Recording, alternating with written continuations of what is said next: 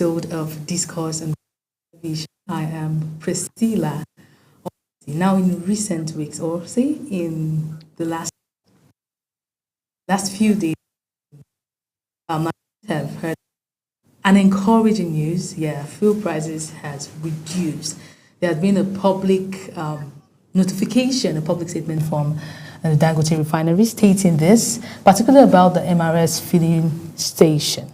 And following the adjustment by a major, dealer as Dangote, players in the downstream petroleum sector, the expectation is quite clear. Cheaper fuel should ease transportation. That is the expectation of, Nigerians, and that reduce pressure on, businesses and to offer some relief to households already battling inflation. However, on the streets, can we really say that, this has been implemented? Because there appears to be a mixed feeling, while some filling stations also have adjusted their pump price, particularly the MRS filling station. Many others have not. And transport fares in several cities have largely remained the same, leaving Nigerians to ask the consumers, why are some filling stations yet to comply, and what does this mean for the transportation sector? What does this mean? What is the implication of the transportation costs and the broader economy? Today we examine the compliances gaps, we examine the real impacts on transportation and the economic outlook for Nigerians. Joining me on this conversation is someone in the oil sector, someone who is also big on economy, analysis, Dr. Wisdom Enang. You get to see him after this break. Please stay with us.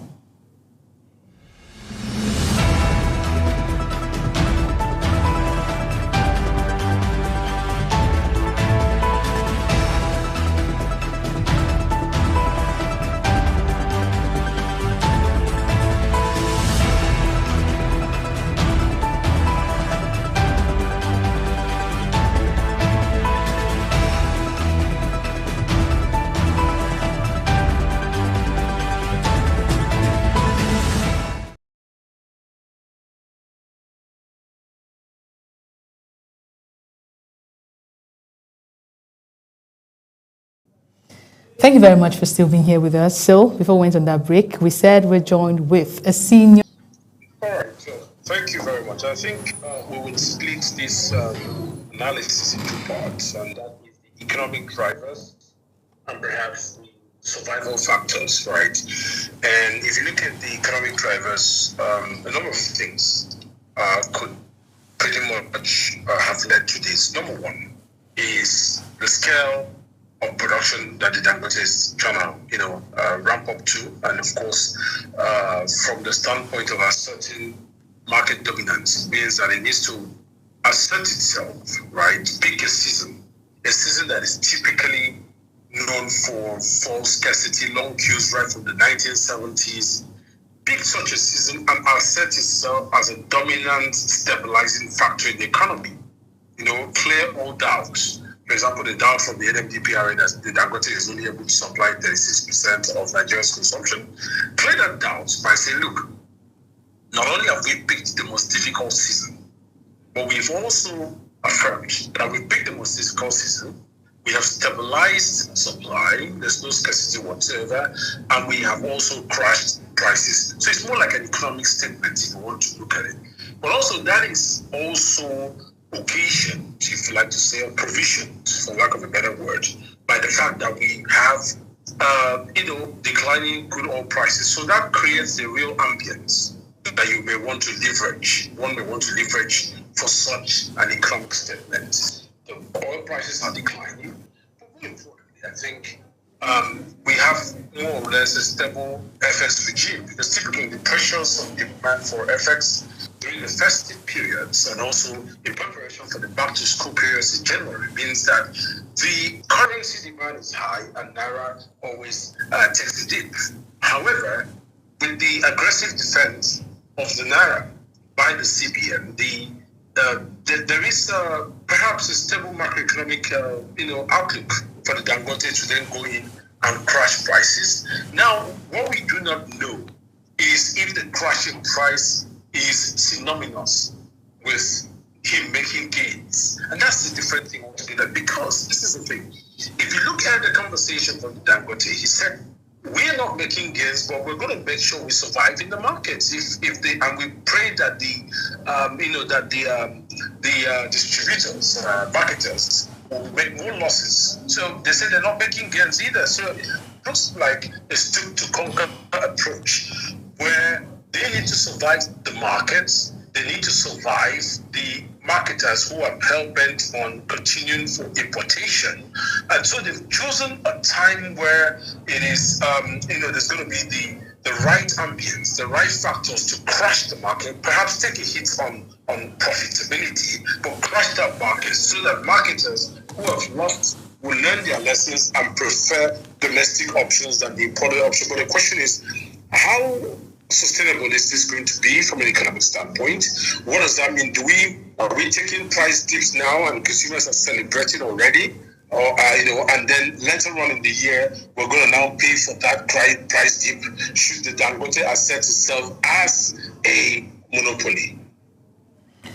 Okay, so we see that Dangote refinery is particular about the MRS filling station, and I wondered that one would expect that the Nigerian National Petroleum Corporation, NNPC, should be the ones to spearhead or lead this movement.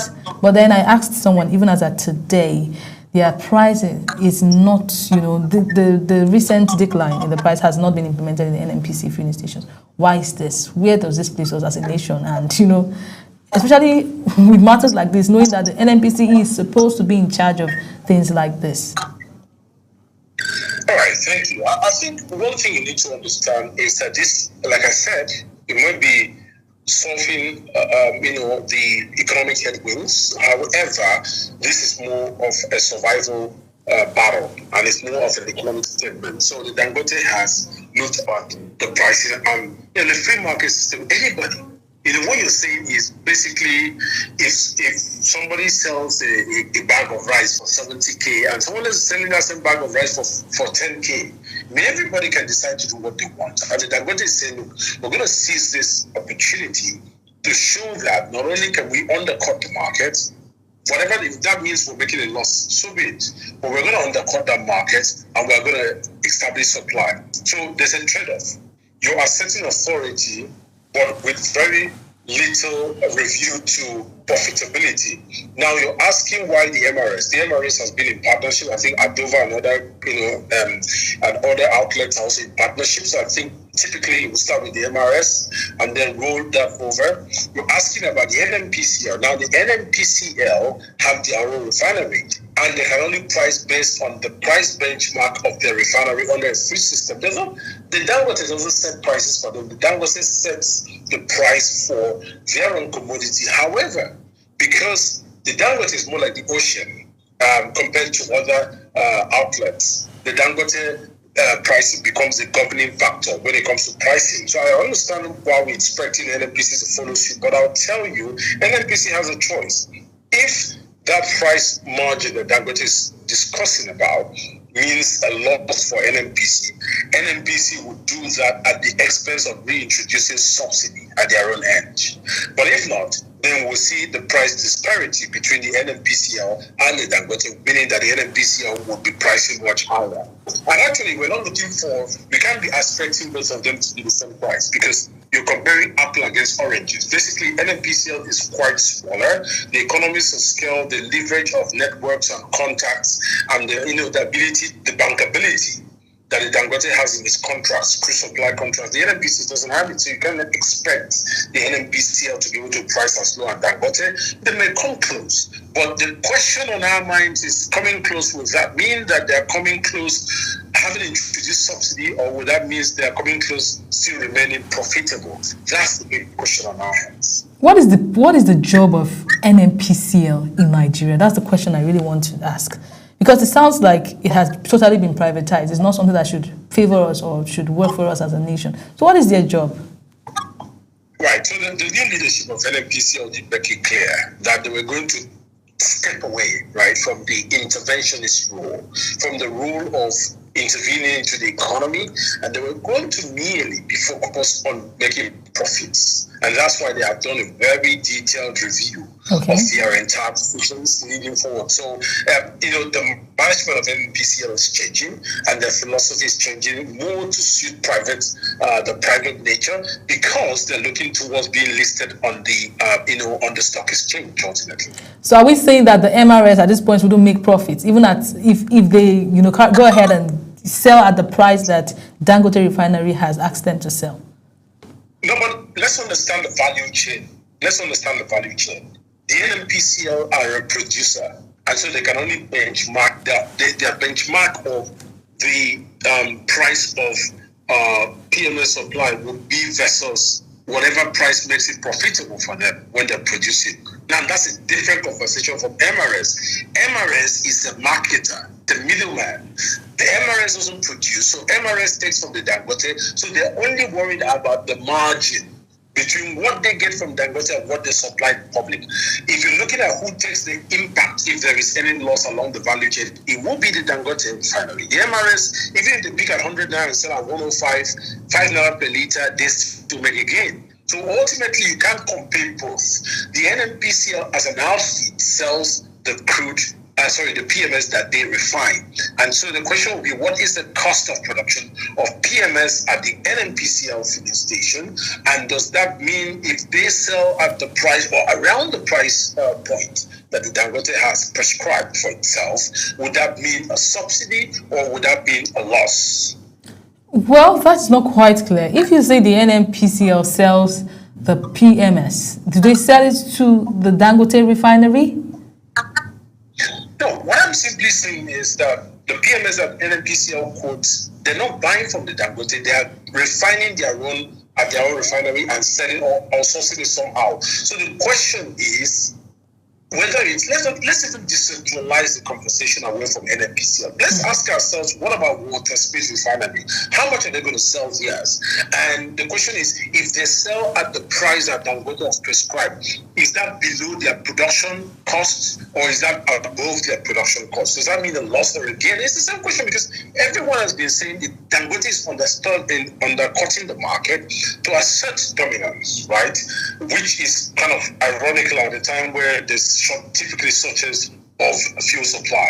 But people ask, how does that portend from a profitability standpoint for NNPCL and other modular refineries like the Water Smith? So it's exactly the same question. NNPCL only prices the product sale for PMS from its own production value chain. It will not price, it's not pricing it based on other suppliers, because you can only sell what it produces or what it sources. And at this moment, it is not sourcing from the Dangote.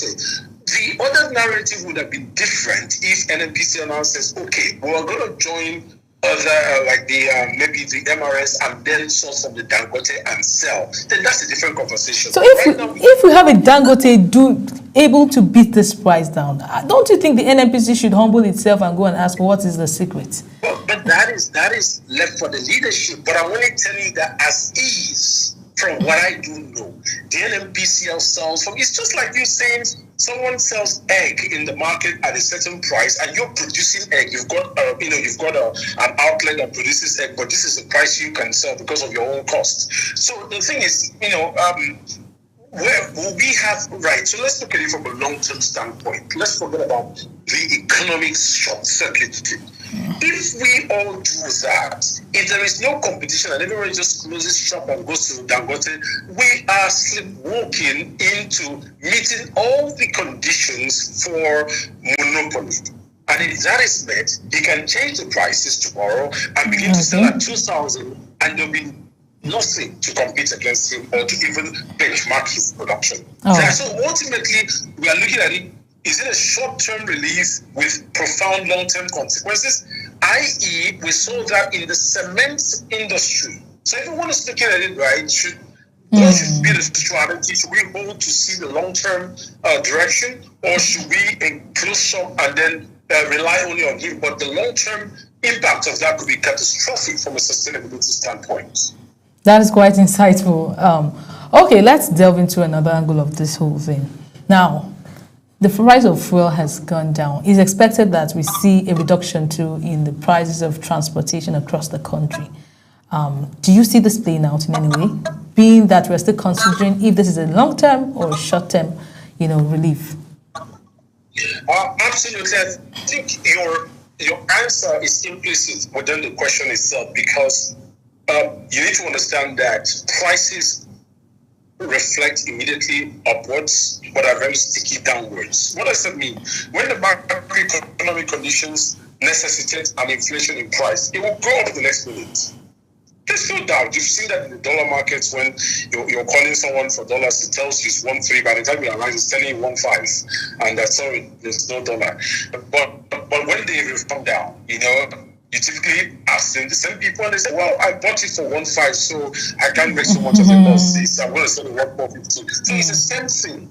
The prices of things will reflect immediately upward but sticky downwards, meaning the effects on transportation, because a lot of people are going to do a wait and see approach. The effect on transportation may come in late January if we sustain it, because people are thinking, is this a short term or is this a long term norm or what is it? But very clever people with bulk storage, industrial storage are buying to store because they feel that this is something that will not be sustained.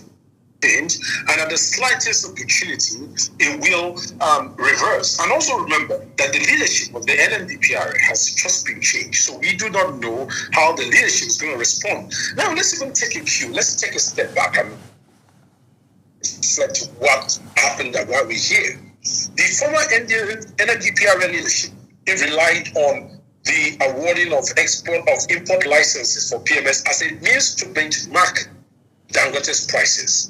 And now Dangote put some allegations, we proved forward, and then the NMDPRA chief was forced to resign.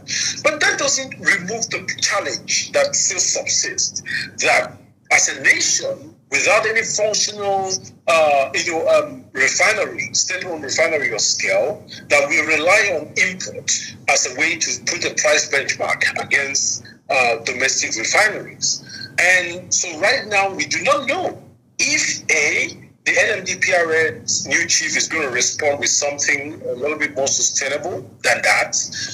B, if the presidential tariffs that was supposed to come in for imported PMS products at 15% will now be ratified by the NMDPRA. So it was brought in and then it was suspended. But the new leadership, are they going to ratify it? If they ratify it, it then becomes one of the factors that will shape the outlook for the future. Okay, so in a deregulated market, how much power do regulators actually have to enforce compliance? For example, you say that, I don't know if this is specific to Nigeria alone, but we experience that, the hike of price and the effect on goods and services is quite fast. But when there's a reduction, it's usually very slow. Now, do we say this is a Nigerian factor? Or is it something that we can, we can say of every other nation? And if it is something that's peculiar to us, what do you think we need to do? Right, it's not peculiar to us at all. And in the free market system, right, the regulators are meant to put what we call the economic boundary conditions. Okay. And the economic boundary conditions itself means that what they're trying to do is to make sure that the market system is fair. So let me give you context. President Trump decided that, look, imported products were battling with the cost of production in the US and put some tariffs there. By putting tariffs, he put an additional penalties that accrue to the states or the country from imported options. So what that meant was that it meant from a price point, after you paid all the tariff, that the competition was now fair. Now, so that's the only thing regulators can do in the free market system. Make sure that you have put the boundary conditions for both engendering domestic production as well as discouraging exports where unnecessary, imports where unnecessary, I beg your pardon. And ultimately that will give a pricing competition standpoint that will fit the purpose of engendering the domestic refineries and outlets, but also leaving the option where they cannot be a monopoly. But that is the clever aspect of policy design.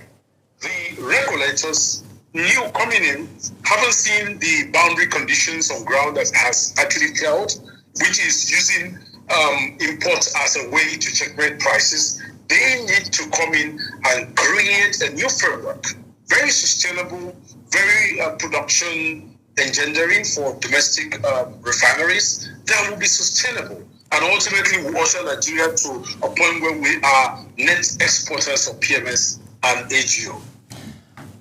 In every other sector of the economy, once there is a reduction in price, we have seen situations where there's competition. Everybody's competing, to be in the favor or to be in the good book of customers. But it is hardly seen in the field, in the energy sector, that's in the oil sector.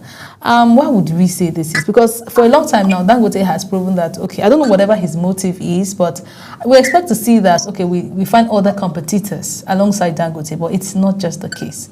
Is it that Dangote is something that is impossible for other marketers to do, or for other, oil-producing companies to do, or what exactly can we say about this?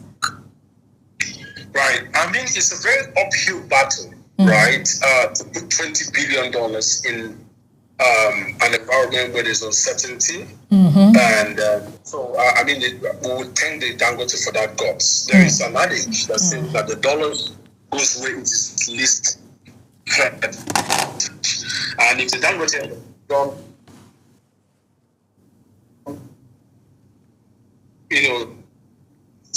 it's is something that I don't think that from the body language other companies are willing to do, and particularly this is coming at the time. Remember the sector. This is not an AI sector. This is a sector where it's continuously being threatened by the concept of a full energy transition, where people are saying like in the next few years people will even abandon it. So coming to make an investment that will take about 30 years to be able to perhaps get into maybe recovering your entire economic potential from that investment. By way of being, you have projections that you're going to make over the life of the investment, and this is probably going to last 30 years. And that 30 years, you do not know if midway there will be a full transition that would leave you completely vulnerable. Because there have been full transitions that have left people vulnerable. I mean, let's even look at the micro example of having, people that had internet centers or cyber cafes, and just one revolution means we all browse, get point, and and go on to write whatever we want to write from our phone. So you barely just go into print. So the Dangote is also confronted by the fact that not only are there existential threats from a domestic standpoint, but there are existential threats that comes with the trend and the industrial trend. And so a lot of people that are more risk averse will either put their hands into more trending issues that will give them more return on investment, because the refineries are very expensive, but the margins are very small. Okay, so Dangote refinery, right, has a significant influence in the downstream markets. At what point do we say that, this influence becomes dominance? Well, I think it's already dominant. But the sad part is that the dominant influence of the Dangote refinery now creates a misnomer where a private sector player, however large, is trying to do the very things that we should have had from a systemic standpoint from the regulator. Is trying to correct the misnomer that has been in the sector. And ultimately, we are having this situation where a lot of mistrust is going on, what is the intention? So we see the action, but we're wondering what's the intentions. Is we ultimately getting to a point where we might have a monopoly in our hands. What is the fate of Nigeria? What also more importantly raises the question: are we looking on directly head on as we go through to doomsday, or is there any plan by the Nigerian government or the regulators to be able to engender more, outlets, refining outlets, to create a competitive supply that would then mean that would checkmate the issue of, monopoly. But I think it is clear that no capitalist, not even the Dangote, is going to wait for us and until we decide when we want to react. If they spot opportunities in the market, they will strike. And whether that means monopoly, exactly that is what it means, and they will strike. So it is left for us as a nation to ring-fence the entire sector, promote, encourage other people, whether we tax benefits to come in, so we can have a more broader, elastic supply base. Okay, so it appears as though we are used to things in a certain way, especially in the oil sector. The reduction in price, I feel like it is a shock, and somehow we feel like it's unbelievable. Because I feel like there are other methods we can use to regulate or checkmate Dangote refineries in order to know whether this is long-term or short-term, rather than having an opposition with a more expensive price out there. Well, I mean, ultimately, right, this is a decision from the Dangote refinery. And as I said, you cannot stop somebody from taking that decision. It's like someone just saying, look, this is how much they sell this product, but I want to give it away. You can't stop it. But what we can do is to put measures in place, right? While not controlling the market, put measures in place from a regulatory standpoint to make sure that the intent is not ultimately going to hurt Nigeria in the long term. But understand that so far we have only heard from the response of the Dangote refinery, which is completely entitled to. We haven't heard the response of the regulators, and that is what we should be worried about. The response of the regulators should have been proactive, not reactive. Well, is this really about not making profits? What do you think the average Nigerian should know out there about a reduction in fuel price? Or is it that I still feel like it's as if it's unbelievable? It is unbelievable to a lot of us. Like I said, all of these are postulations. There's nothing, I mean, apart from what the Dangote said in the press briefing where he said, they think we're minting money. We're not minting money. We're also making losses. So it looks like, okay, we're going to burn everybody down, but let's see who burns faster. I think that's the question. So I kind of put moral justifications around why the Dangote is doing certain things and all of that, and what is the best way. But I'm saying that we need a third force, and that third force should be the regulator that kind of ring-fences everything in the long-term interest of Nigerians and the national economic outlook. If you were to advise the government today, what single policy decision would you prioritize to balance private investment and public interest? I think we need to get rid of some of those taxations or just look at it. What are the front-loaded fiscal restraints or constraints that are not making people to come in and operationalize their license? So it is a well-known fact, that 60% of those that collect refinery licenses have not operationalized their license. And even those that are operating are nearly dying. So what is the issue? Is it crude supply that is the challenge? And how can we come to the point where we can mitigate those challenges and get on board different refineries? Perhaps I'll be thinking about decentralizing the energy sector much further. We have done that with electricity, and look at what has happened in Abia State. The governor has taken up that challenge, produced electricity, and people that are running factories have relocated to Aba to go and run their factories. A lot of people that were running factories in the southwest have relocated. Imagine if we decentralize the entire licensing and allow the subnational governments to be able to run that by themselves. That would be a big game changer. You will see states begin to get crude, store, and refine for their people's consumption, and that will be a big game policy changer. What mistake do you think Nigeria have made in the past, say in the telecoms, cement, as you mentioned earlier, or even power sectors, that we must avoid repeating in this fuel pricing, the oil sector? I mean, personally, I think everything you said summarizes our challenge has been the economic rent-seeking mentality. We're very quick to start earning, but leave nothing to strategic development and expansion. And what that means is that over time, we fade off, we become irrelevant, and we lose the broader opportunity that we could have tapped into the market. Right now, we're taking credit for just 15% of the market, which is gotten from exporting raw crude, very little gas, very little, refining sector, and very little midstream sector. So, with the benefit of hindsight, we need to quit the economic seeking mindset. Okay, I would ask you a personal question. Since the reduction of the fuel price, have you been able to purchase at the Dangote listed price?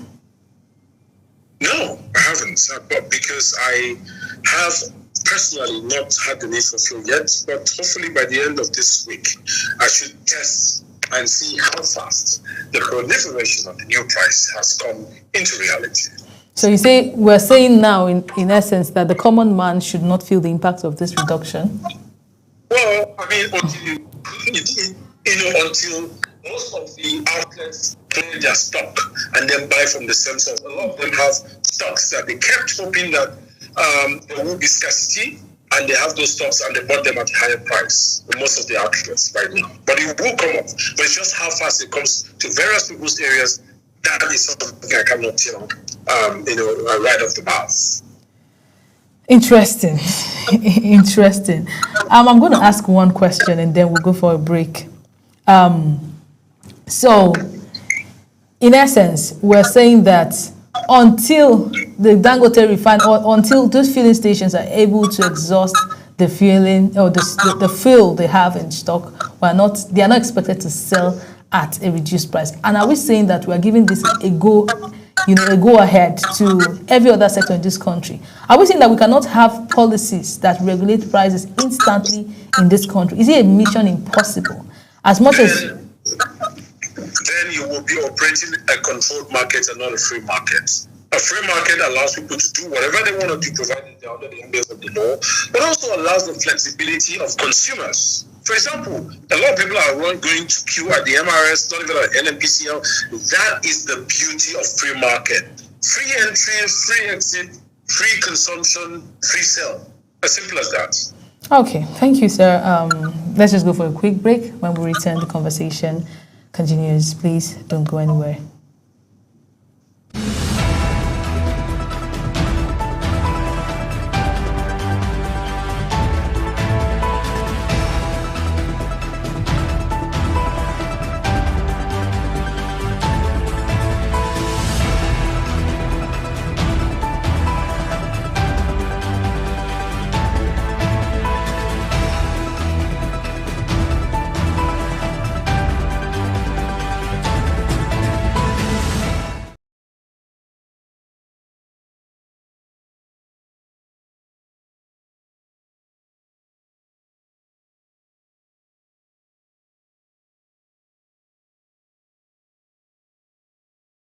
A very good evening and welcome to another exciting edition of Big Talk. Tonight on the program, as always, it's a pleasure to have you join us here on Global Morning. I am Uyi Alpo. You know how we do it on Social Post Extra, bringing you all the... On the desk this evening, we have very topical issues to discuss, and of course... Welcome to your parliamentary program, The Parliament.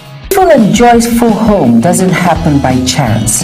It is built on... Women can rise beyond traditional boundaries to claim their rightful place as a numerous committee, about more than 12 committees. Face-to-Face is a program that comes to you once in a week at about this time, where we look into issues and discuss them. It gives you the opportunity to world leaders in United Welcome Nigeria. To Entertainment Circle. And trust me, today you're about to get entertained. Hello everyone and welcome to the program Talk Sports here on Global Television. Talk Zone is that platform where we bring young and talented artists. Stay tuned, stay inspired, stay with Global Television on DSTV Channel 365, on Star Times Channel 276.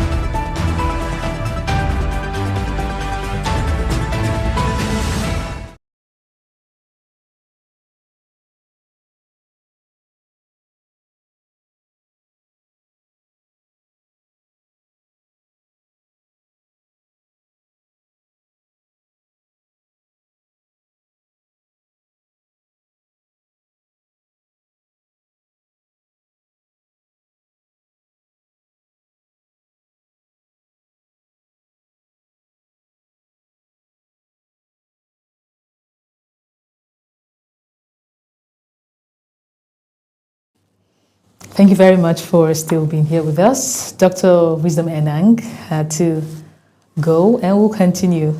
Before we continue, I want to say a very big thank you to Dr. Enang for coming to share his insights with us. Now, as we wrap up this conversation, I want to take a few minutes to reflect calmly, to reflect critically and honestly on what these fuel price reductions mean for Nigeria beyond today's headline. If this move is long-term, what could it mean for the economy? Now, if the current fuel price reductions is driven by local refining or driven by local refinery, especially by the Dangote refinery, are sustained over time, just like Dr. Wisdom Enang mentioned, that it's very important to monitor this change to be sure that it's actually long-term and not short-term. If it is long-term, the economy stands a chance to benefit greatly, and the benefits could go far-reaching. First, the transportation costs. Fuel is the bloodline of movement, and we talk about buses, we talk about taxes, we talk about logistics, truck, we talk about farmers moving produces, we talk about artisans commuting to work. If fuel prices remain low and stable, transport operators will eventually have less justification for higher fares in long term, even if the adjustment is gradual, but in long term. Now the question is, we hope and pray that this is actually a long-term plan. We hope and pray that it is sustained enough, for Nigerians to begin to demand the change that they really want to see. Yes, we hope and pray that at the end of the day, our government, our leaders will have no other choice but to, demand for a fair price to every kind of commodity out there, and even the transportation sector. Second is inflation control. In Nigeria, fuel prices affect almost everything. It affects the food you eat, it affects the rent you pay, even if sometimes those houses have been built for ages. It affects the production costs of goods, and long-term price stability can also slow inflation and reduce the constant upward pressure on prices. That will be one of the benefits that we stand to gain if this is a long-term plan. The third is business confidence and productivity. When fuel prices stop swinging unpredictably, small businesses can plan better. I think this is the most important. Manufacturers can actually budget energy costs. Traders can move goods with more certainty. And this stability is what economies need to actually grow, and not just a cheap fuel today, but a predictable fuel tomorrow, a long-term predictable fuel. The fourth is foreign exchange relief. Local refining reduces fuel importation. The Dangote refinery here has been able to prove that we can do it, and I'm very much excited about this development. If this is not sustained long enough, we'll have fewer imports. And this fewer imports will mean less pressure on foreign exchanges. In the long term, that will strengthen the naira, and it will reduce the economic shocks Nigerians have to, have grown to be used to. Yes, if sustained, this is not just for a fuel story. It will become a macroeconomic reset for our nation. But the question is, what about if this is not long-term? Because we should also ask a question about, just like Dr. Enang suggested, what if this is a monopoly? What if this is a quest for monopoly? Yes. If this is not sustained long enough, if this is actually, if this is where it is headed, right? We must apply caution. This is the reason why we must apply caution, because it is not a good thing that we have one person controlling the markets, the oil market. Economic history, both in Nigeria and globally, teaches us that dominance without regulation often leads to monopoly. So today, Dangote's fuel price reductions are welcome. But tomorrow, if one refinery becomes too powerful, controlling supply, pricing, and distributions, Nigeria could face a different problem. A monopoly can actually set price without competition. You find out that if this if this eventually becomes a monopoly, you would have prices go up without any form of regulation. Yes. And it will push smarter marketers out of business. It will reduce consumers' choices. It will eventually, raise prices once competitors disappear. So we must ask ourselves critical questions in this time. Reduction of fuel price by one person is, something that is good, a welcome development, but we must ask necessary questions. Now, are we replacing fuel import dependence with a single supplier dependence? Competition is what keeps prices, not, the goodwill alone. So there should be, freedom in the market space. People should be allowed to buy, to have choices. And when we don't have those multiple suppliers in the sector, I want you to imagine it as a market woman or that trader that stays close to your house that you virtually have to depend on. Sometimes you go to her and she acts rudely because of the fact that she's the only one that does this, or he acts rudely because he's the only one that is, able to give you that thing you want at that time. Most of them, become so powerful, so, unruly because of the fact that they are the only ones that are doing this. But when there is, 1, 2, 3, 4, 5 persons doing the same thing in that environment, it gives you a choice, number one. It makes them, seek your attention. It favors you, the consumer, at the end of the day, the customer at the end of the day. So this is what we should also apply in every other sector in this country. Everybody should be allowed.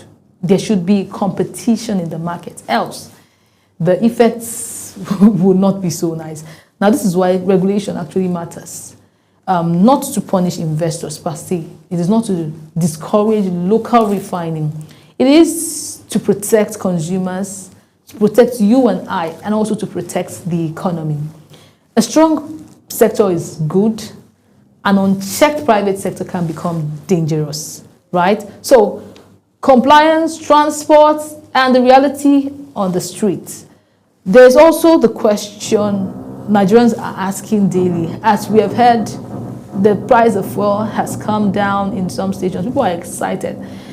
If fuel is cheaper, why has transportation not changed? Dr. Enang said something. He said it takes, it's easy to increase the price of goods and services once there's a hike in fuel, and all of that. But sometimes, as a business person, you want to be sure that you are threading, smartly and safely. So you cannot just come into the market, and this is not a business show per se, but it is breaking down the realities of the fuel price reduction to the common man out there, which is one of the trending conversations right now. Now, the truth is that fuel price reduction alone does not automatically reduce fares. Transport operators still face, other things. Aside the fact that fueling stations need to ensure that they sell off the old products to stay safe. Because I might decide to bring down the price immediately and start selling at the price. Well, I have so many, so much goods still in my market. And then before the price comes down, maybe it just takes only 1 week or 2 weeks, it has already gone up afterwards and I run at a loss. So there is that consciousness by other fueling stations. Yeah, Dangote Refinery has asked that any MRS station that is not selling at the price given to it, should be reported on all of that. But we must consider the fact that other refineries, MRS fueling station is a fueling station that works with the Dangote Refinery. I think they have been with Dangote Refinery for a while. So it's easy to implement whatever it is they want to implement. But how about other stations that have, bought fuel from other refineries, from other markets, rather? What do we say? So, aside that, we have to consider this. We have to consider that vehicle maintenance cost too is something that is a priority to car owners. Yes, we consider the rising spare part prices. We consider security risk on highway. We consider informal levies and taxes. It's a thing in Nigeria. You find, almost at every junction you go to, every bridge you get to, you are seeing some set of boys that are taxing you. These are things we need to consider and that needs to be urgently addressed. However, fare remains a major cost component if price reductions are consistent and if filling stations actually comply, transport unions would eventually have to justify high fares, not emotionally, but economically. That is why we established that if this is long-term, these are the conversations that will begin to come up. This is why compliance at filling stations is critical. Price reductions on paper means nothing if they don't reflect the pump. The way forward is, first, we encourage multiple refiners. Nigeria must not rely on one refinery, no matter how efficient. The future lies in many players and not one hero. Strengthen competition regulation, that's the second. Regulators must monitor pricing, market share and distribution and not react after damage is done. The third is to protect consumers. Transparency in pricing, public reporting and consumer education are essential. The fourth is transport sector accountability. Fuel must eventually translate into fairer fares. And finally, citizens' vigilance. You have a part to play. Nigerians must learn to celebrate progress while asking tough questions. Yes. So, today's fuel price reductions offers hope, but hope without safeguards can become a regret. And the goal is not just cheaper fuel, but a fair, competitive, and a sustainable energy market. We must support local refining, we must protect competition, and we must ensure that economic relief reaches the ordinary Nigerian and not just the corporate balance sheet. This is how progress becomes permanent. I hope you have been able to learn one or two from today's conversation. Yes, the price of fuel is coming down, but we need to look away from what is written on the paper to the realities of the daily running of activities of the economy and the businesses and those in charge of all of this. We must ask logical questions around, the oil sector, the oil business, and how it translates to you and I. That's, use the daily living, the daily runnings of activities in Nigeria. It's so sad, but it is, something of hope. It's an encouragement, yes, that you might not get the pricing you desire right now, but we are hopeful that this change is going to be long-term. We are happy with the Dangote refinery and its move. We are hopeful that whatever it is that they are doing right now will not just be for the now, but will carry us to the future and eventually make Nigeria a better and a more stable, economically safer place. Thank you so much for joining us today on Discourse on Global Television. I'm your host, Priscilla Obasi. Do well to follow us across all our social media platforms to join the conversations and just leave a comment. Our conversations channels right displayed on your screen. Join us again next time as we continue to ask the questions that shape our economy, our governance, and our future. Bye for now.